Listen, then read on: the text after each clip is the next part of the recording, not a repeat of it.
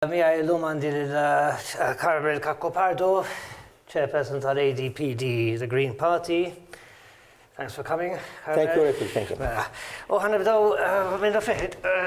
Dil-ġimgħa, Carmel, inti ħriġt pubblikament bil-slogan tal-partit tiegħek. Ftaħt il-kampanja uffiċjali tal-partit tiegħek. Jien mort fuq il-website, il-slogan huwa xkupa ħadra tnaddaf u xek. Ekku. Green sweeps clean bil-Ingliż. Issa ħanibda mistoqsija rigward il-slogan. Di tiġi forsi kulħadd jaf li toħroġ minn espressjoni, imma l-espressjoni oriġinali nasib taf daqsi huwa a new broom sweeps clean u xek. Inti biddil taf xkupa ħadra. Kemm ġdida din l-xkupa, Carmel, għax il-ADPD ila t-eżisti u ila t-kontesta elezzjonijiet minn 1992, jek minn ixsejjes bħala elezzjoni. Inti tħoss li wara daw snin kollha l-ADPD, jissa sar ADPD, għad għandu xi joffi li huwa ġdid? L-ADPD għadu relevanti daqs kemm kien relevanti meta twaqqafet l-Alternativa Demokratika. Illum kulħadd huwa ambjentalist. Kont saqsi fuq kulħadd jiddikjara ruħu li huwa ambjentalist, imma meta tneħħi l-qoxra ta' barra, issib ħafna affarijiet differenti.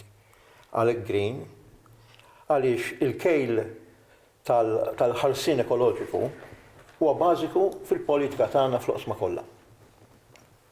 L-ewwel eżempju li jiġi quddiem għajnejja waqt din il-kampanja stess huwa il-proposta ta' open spaces. Yes. U il-Prim Ministru u anki Aaron Farrugia, il-Ministru tal-Ambjent, ħabbru waħda minn dawn l-open spaces ta' Triq Sant'Anna. Ir-realtà meta tara at face value hija tajba. Meta tagħti analizza issib difett bażiku fundamentali li huwa illi il-karozzi se jibqgħu hemm, imma se jaħbuhom. Meta jekk irridu verament noffru soluzzjoni sostenibbli, għandna l-opportunità unika li qegħdin fil-bidu tat-transition tal-karozzi minn fuel driven għall-electrification u għal-moment li nfasslu strateġija sew biex dan il-pjan ta' open spaces u il-pjan ta' change over they can integrate and merge together.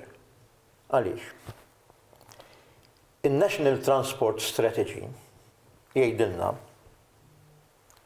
li msam il-gvern da jgħidilna li aħna bħala Maltin 50% of voyages we carry out with private vehicles are for a trip having less than 10 minutes, 10 to 15 minutes, which means li huma l-distanzi qosra. Il-pajjiż huwa żgħir. Kullhom kienu viċin, mela l-argument hu bit-trasport pubbliku mhux biss nazzjonali, iżda anki reġjonali u lokali li hu effiċjenti, we can do away with a substantial number of our cars.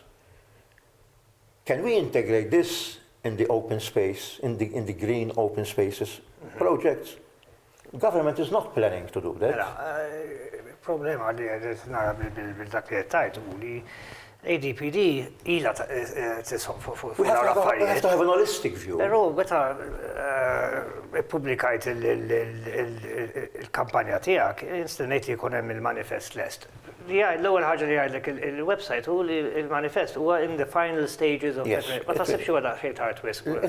Ovvjament jiena xtaqt li kien ilu, imma ovvjament our resources are what they are limited. We are in the final stages in finalizzaw li qed ngħidlek fuq it-transport policy mhix ħaġa ġdida, ilna ngħiduha. Jiġifieri most of the policies we are putting forward have been put forward in our criticism, in our discourse throughout the years and during the 5 years. Pero inti tista' pereżempju jkollok kun moħħok misriħ li n-nisem barra jkunu jafuhom dawn l-affarijiet. Tinsix li hawn ħafna żgħażagħ li ħajvotaw hemm min jaf u hemm min ma jafx biżejjed. Hemm min jaf. Ovvjament, anki kieku għand il-manifest ippubblikat, inti taf daqsi kemm jinqara l-manifest. Issa nkunu onesti wkoll. Qed niftehmu ovvjament il-vantaġġ li kollok il-manifest ippubblikat huwa li jkun hemm ġurnalisti bħalek u oħrajn li min ifittex fuq ħaġa jsaqsi, min ifittex fuq oħra jsaqsi, that is the advantage. Għalhekk qed insaqsik għax infittex biex insaqsi fuq. Però il-kwestjoni hu li ovvjament il-veduti bħala ambjentalist, inti ambjentalist l-aħħar mill-aħħar, il-partit tiegħek huwa partit Green Party, għala volja qiegħed konġunzjoni ta' żewġ partiti. Green Party u partit li kien liberali u kien għadu PD biss kien bejjus. Inti tara dawn iż-żewġ affarijiet il-Greens u l-Liberals, anke pereżempju fl-Ewropa jeżistu t-tnejn li huma fil-Parlament Ewropew. Għaw Malta ovvjament intom ilkom 20 sena li teżistu, liberali ftit li xejn jeżistu. Inti taħseb li din il-forma ta' unità bejn dawn iż-żewġ familji politiċi huwa meħtieġ f'dan il-pajjiż? Aħna irnexxilna li naqdu u nintegraw. There are no difficulties. The integration is complete. Yes, it is. It has been carried out completely and satisfactorily. U għandi diversi persuni minn li kienu attivi fil-PD, li l-lum huma attivi fl-ADPD, and they are giving a very valid contribution. And they have integrated well within the structures. Tajjeb. L-ura l-ewwel mistoqsija fekk intom ġodda mhux bħala moviment, għax il-moviment mhuwiex ġdid, nafu li mhuwiex ġdid. F'dak li intom qed tipproponu, tista' tgħidli fi ftit kliem semmejt il-manifest qabel li mhux lest, jiġifieri meta ħajkun lest, x'ħajkun hemm fih? Il-manifest essenzjalment huwa ġabra tal-pożizzjonijiet politiċi li ħadna matul prinċipalment dawn il-5 snin. Aħna nitkellmu regolarment. Il-priorità però. Mela, isma'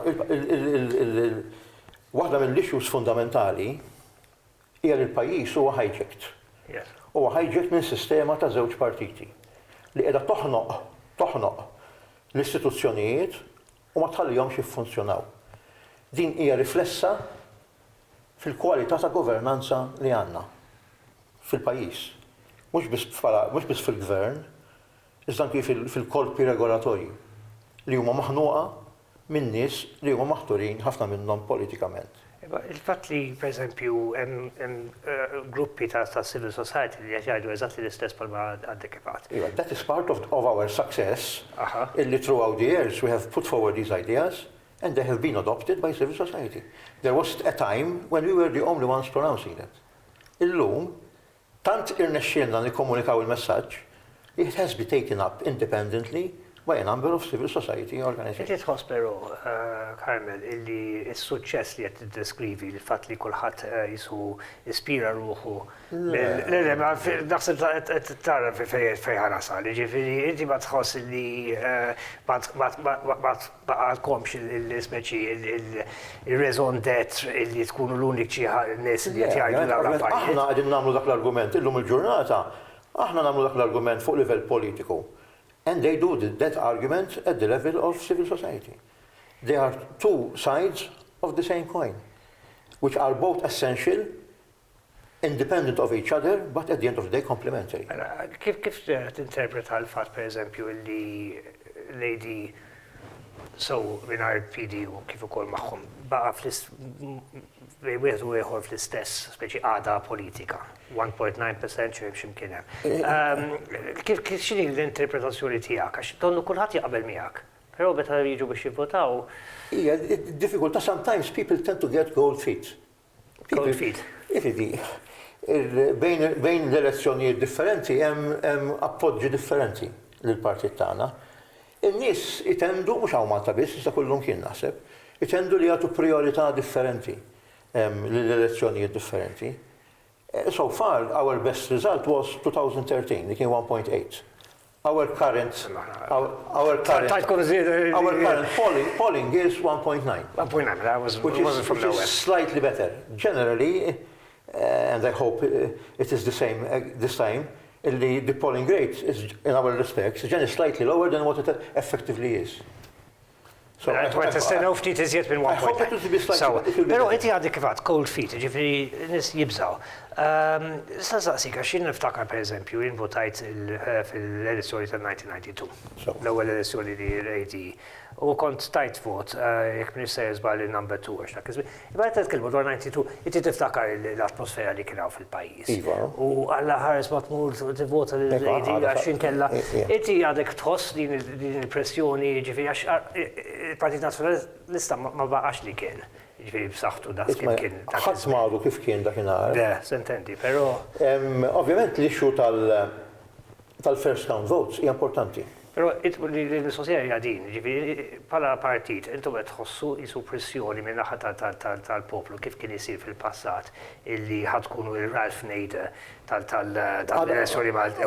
Jiena naħseb li sissa għadha ma bdietx għax dik l-attitudni ġeneralment timmanifesta ruħha.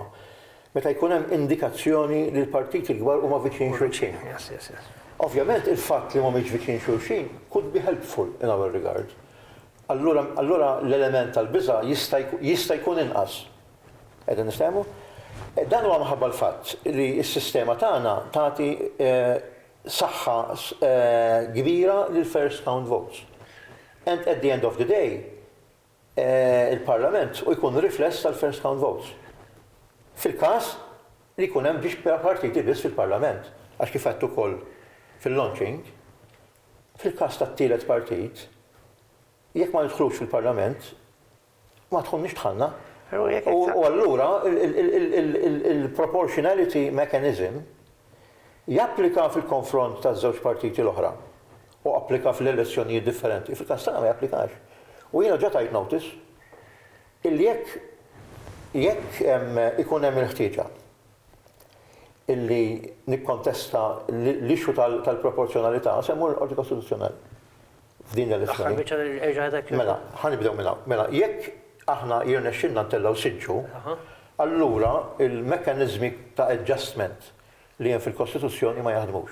U ma japplikaw għal ħadd. U mhux intom biss għax m'intomx l-uniċi għad-differenza minn forsi elezzjonijiet oħrajn, meta kontu intom l-uniċi third party li jeżisti, llum hemm ħafna, ġifieri. Ismani, il-probabilità li ħajjiġri dak li tajt inti huwa ikbar milli. L-indikazzjonijiet fl-elezzjonijiet kollha dejjem kienu li we were the front runners of the third parties. Għadet tħoss li dak Issa, il-pols jindikaw hekk. Ovvjament ħajġri jiena ma nafx. Jista' jkun aħjar minn hekk u jista' jkun għar. Jista' jiġru ħafna affarijiet minn istess dakinhar. Eżatt. Li konna qed ngħidu huwa, mela jekk aħna jirnexxinna ntellaw siġġu wieħed, allura l-mekkaniżmi ta' adjustment ma jaħdmux. Jekk aħna nġibu il-voti li nġibu s-solti jew ftit aħjar, pereżempju 5,000, 6,000, 7,000 votes. U ma ntellaw l-ebda siġġu, allura għandek dak is-7,000 votes mhumiex rappreżentati. Eżatt, moħħlija. Ne, mhumiex moħħlija. Jiena mhumiex moħħlija, jiena se nagħmel ħilti biex ikunu biex ma jkunux. Toħroġ bil-argument tiegħek, jiġifieri għalhekk.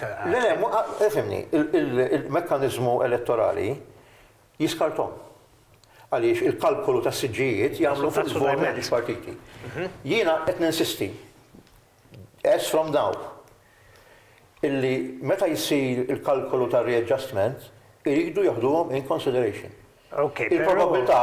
Il-probabilità li l-Kummissjoni ma toħodhomx in consideration għax hija marbuta bil-liġi elettorali. Però hemm preċedent, u xek? Però minuta waħda. Meta l-Gvern Laburista kien fetaħ kawża kontra l-oppożizzjoni ta' dawk l-extra seats li għataw, użaw argument simili ħafna għal dak.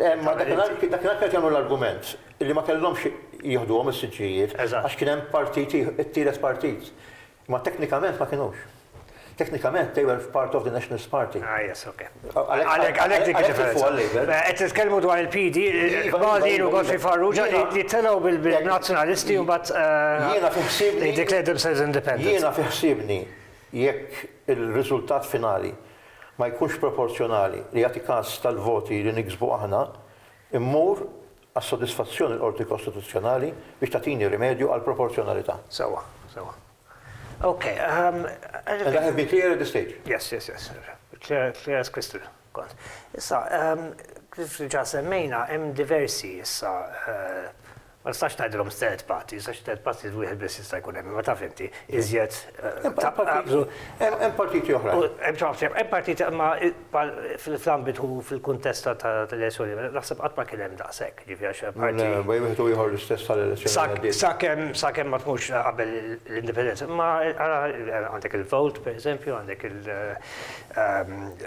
il-parti ta' Ivan Grek Mintov u l-oħrajn. Kienu darba l-oħra, il-Volt hemm Il-Volt extra, all right, ma l-povra rajtu, l-argument tal-Green sa minn bidu net kien li jridu ikun hemm multi-party representation, palma hemm fl-Ewropa pereżempju, fej il-partiti jidħlu koalizzjonijiet ma' xulxin, jew jidħlu ftehim ma' xulxin, jew jimxu f'sens ta' kompromess u xek. Tista' tispjegani, però. Il-coalition dak ifisser, il-coalition ifisser li minflok ma taffeċ u mbagħad terġa' lura wara, tħabbat rasek ma' xulxin u tipprova toħroġ xi ħaġa, imma il-coalition issir per neċessità għaliex ma jkun hemm ħadd li jkollu a controlling interest. Jekk tieħu bħala il-neċessità illi ttella siġġu parlament li mhuwiex ta' żewġ partiti, għax dak huwa għal xejn. Tista' tispjegali għalfejn ma kien daqshekk impossibbli illi pereżempju jsibu xi forma ta' kompromess bejn dawn il-forsi kollha żgħar li jeżistu. U ħantik l-eżempju tal-10 distret. L-10 distret għal ADPD għandu diversi kandidati għandkom tlieta prosi. Għand il-kassola indipendenti li qabel kien parħidi. U għandek il-vot ukoll. Jiġifieri. We'll check the details, però il-punt huwa da, ġifieri hemm kandidat, so we'll check this. He's in two. I think he's in 11 and tortija, 9 and 11, he's in two of them. Okay. Issa, u mux tan-9, u mux tan-10, u mux tan-11. Il-kwestjoni għadi, ġifi possibli illi il-third party fost u għadaqsek fragmentat f'dawk id-distretti li huma tant importanti strategikament. Sfortunatament għaw il-frammentazzjoni. Ma kif tispjega? Imma fini il-kas ta' kassola tafu għalfej. Ma jistax inġalu, kassola ma ġiex imkeċċi, kassola tela. Ok. Imma possibli ma stajtux, per eżempju, tinawtu flimkien għal din l-elezzjoni. Put aside your differences. He finds various policy issues objectionable. Okay. I cannot hijack democracy in the party for anybody. Proposta waħda biss li. Ma dik id-deċiżjoni, ħadd ma mponielu. Dik id-deċiżjoni u rixu kien l-abort biex dik id-deċiżjoni, konna għadna nas ħadna deċiżjoni. U għadkom sal-lum safejna fina. Għadna, we have published the motion. The decision.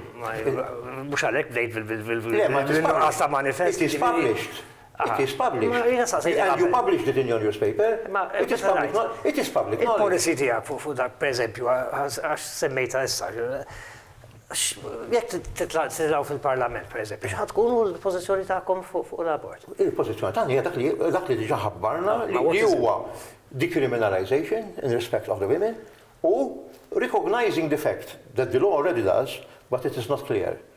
Illi l-abort terapeutiku jiġifieri l-abort to protect the life of the mother and her health in all its aspects is permissible. That is our position. Okay. Fuq per eżempju, safejna fien, dik hija l-unika ħaġa li speċi it is standing in the way. Għaliex tanti kbira din il-materja, saħilu tkellem favorija mbagħad.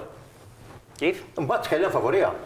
Mbagħad qal isma' jiena naqbel biss meta l-ħajja tal-hom fil-periklu.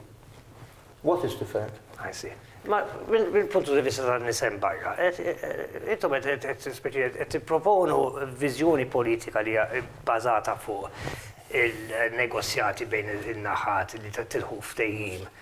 U fl-istess waqt huwa impossibbli li tilħu ftehim anke fuq I have not contributed. It provides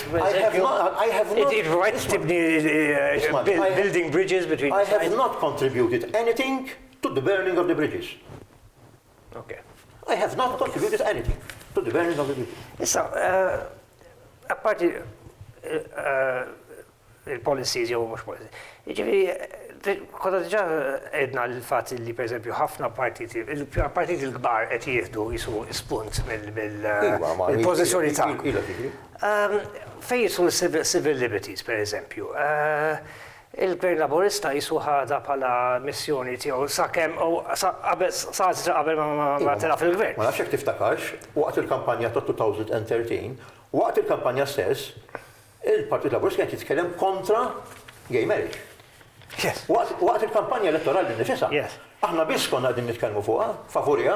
Imma il-fatt li pereżempju il-Partit Laburista biddel ir-rotta u tela mbagħad iżjed sparat minn qabel. Inti ma tħoss illi bażikament il-policy platforms tagħkom kollha qed jiġu jisom hijacked minn ħadd. Le mhumiex kif jiena il-fatt. U x'ibqa' għalikom pereżempju? Ismani, fuq l-issues tal-ambjent, fuq issues ambjentali b'mod partikolari, jitkellmu fuq l-ambjent imma fil-prattika fil-prattika it's very deficient. Hu pereżempju anke l-issue sempliċi tat-tisfija tad-drenaġġ. L-issue sempliċi għaddejjin proċeduri kontra Malta mill-EU. Fuq dik tista' tkun iktar sempliċi minn dik, l-impjant qiegħed hemm, l-infiq sar u mhux jitħaddem sew. U niftaħru li għandna lil Maladiv, meta fil-fatt mhuwiex. U l-istess hija fuq affarijiet oħrajn.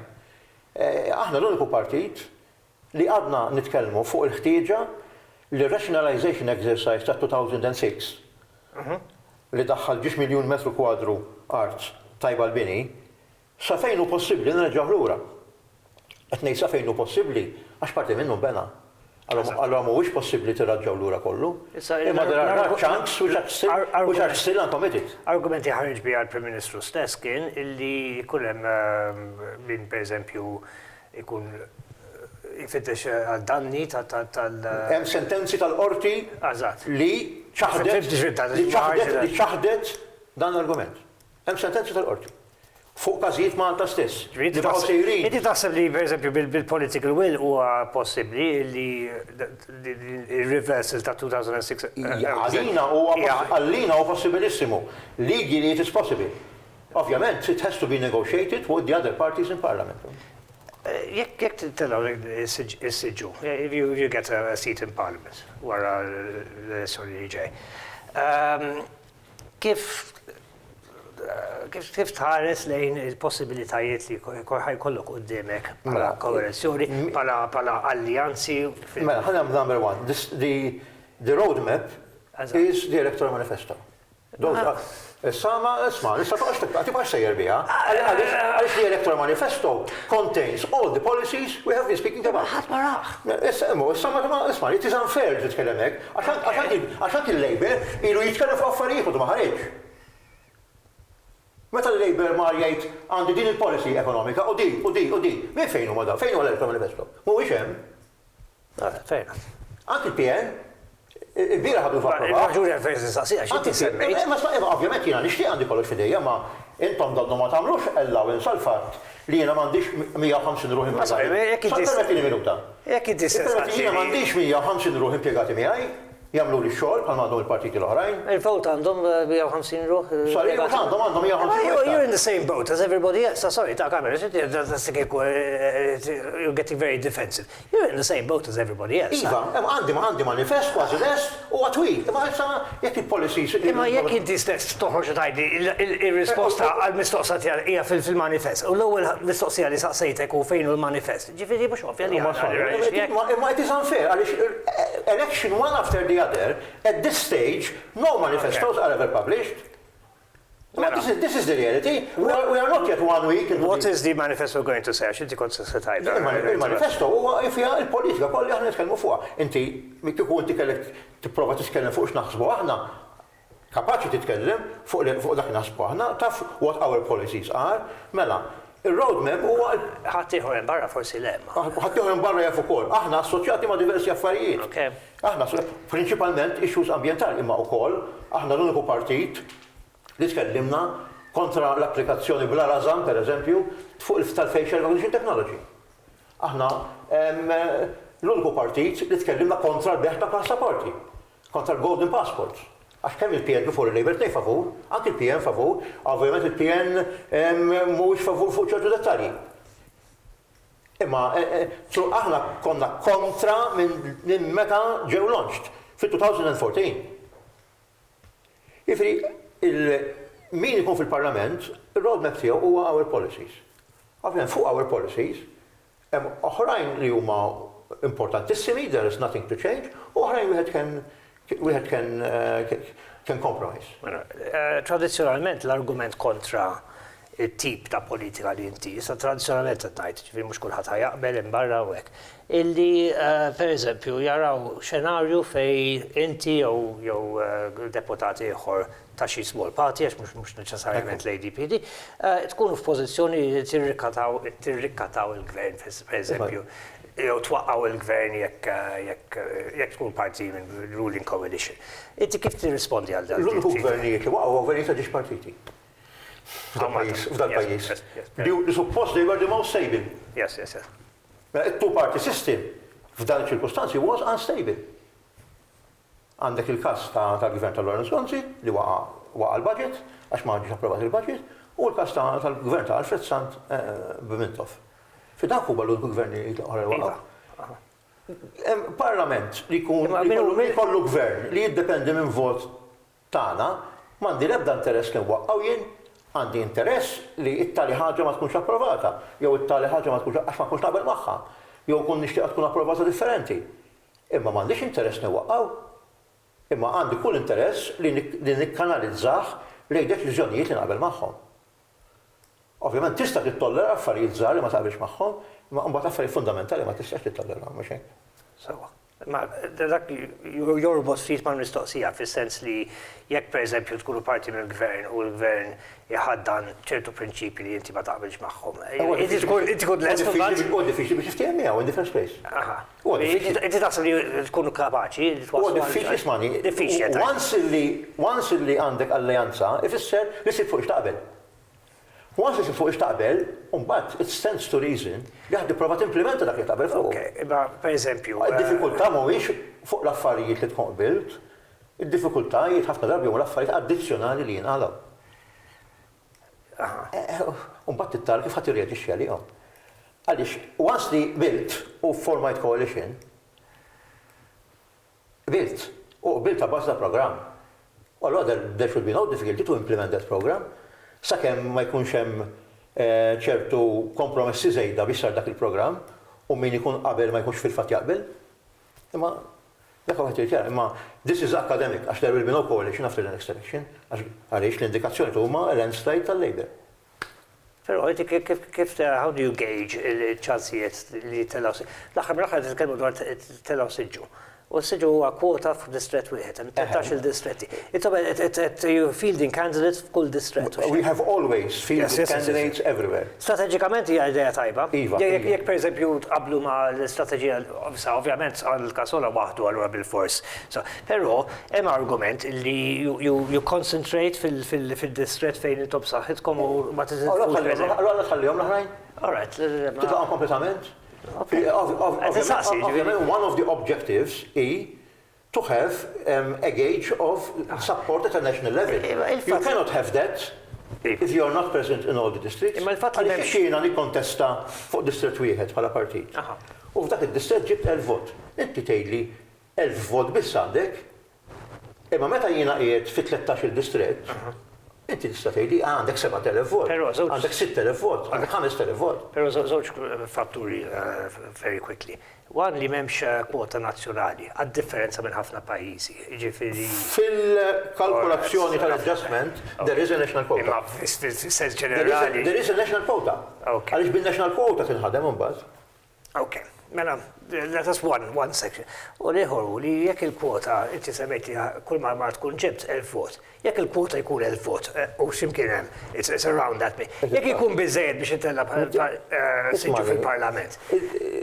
Inti bil-voti li ġib, mhux bil-fors se titla', għax inti tittiret. Għax il-kwota hija roughly 4200 f'kull distrett. Ivarja skont il-turnout, u skont id-daqsa Rari li ġib 4,000 first count votes, kif qed tajt inti stess. Numru żgħir ta' nies li Eżatt. Ija, ma mbagħad min ma jġibhomx jibda jiret. Eżatt. Skont is-second u third preference. I was talking about first preference votes li mbagħad they translate into a bigger number, who's good wara s-sistema tal-word ready. Għax inti donok speċi tajt minn sa minn qabel li jisek m'għandek ċans. Jiena qed ngħid li m'għandix ċans, sorry. Jiena qed ngħid going by the other elections in the previous years, it is pretty obvious as to what the results would be, and the polls indications are that we have anything between 6,000 and 7,000 votes on a national level. Dak huwa. Issa mhumiex qegħdin f'distret wieħed. Fimtek. Inti taħseb għabbażi ta' dawk is-7,000 vot, u l-aħħar bis-sosjali għadma, għabbażi ta' dawk is-7,000 vot għandkom speċi you have the enough basis illi tirrappreżentaw l-elettorat fil-parlament. 7,000 votes are equivalent to 1.5 quotas, approximately. If you get those... Ma per eżempju, jek ikun hemm national quota, inti taħseb li 7%. We could be entitled to. Għax għaw bini għajti suppost ikun 15% per eżempju, jew 10%, jew 5%, ġviri. Bħalissa, there is no quota. Eżatt. Jek titla tlajt, jek ma tlajtx ma tlajtx.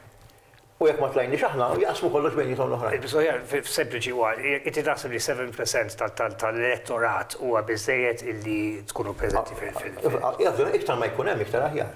Ok. Però 7,000 could be... Inti tħoss li bi 7,000 qed tiġu miċħuda mill-rappreżentazzjoni. Iva, anki kellna fl-elezzjoni li għaddiet 2013 kellna 5,500 vot. Those 5,000 and 5,000 people were disenfranchised. Yes. Taħseb li jekk jerġa' jiġri, jew? Ismani, that is what the system tries to do. That is what the system tries to do. We will contest that. Very good. Carmel, ringrazzak ħafna għal-diskussjoni animata, interessanti li kellna. Dak kollox għal din il-ġimgħa, ringrazzakom ukoll, narakom kollha l-ġimgħa d-dieħla għall-intervista li jmiss. Thank you.